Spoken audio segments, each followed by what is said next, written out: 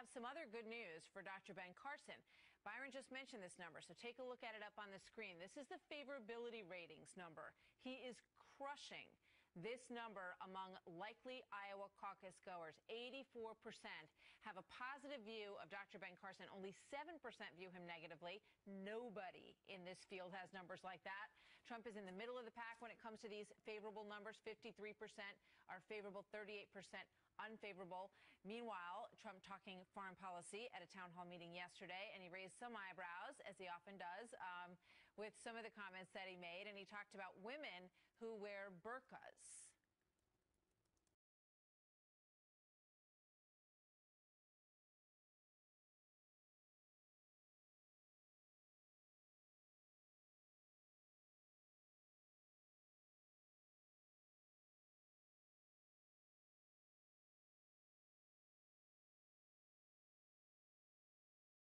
If I was a woman, I don't want to. Wow, I'm ready, darling. Let's go. So is that kind of thing eating into his lead a bit? We don't know.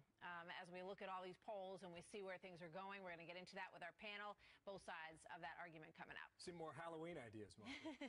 We're talking about it all week. Meanwhile, Jeb Bush trying to swing momentum in his campaign by bringing his brother in, George W. Bush, the two talking about, well, the race, bringing up people like Donald Trump and Marco Rubio, perhaps during a meeting with donors in Texas.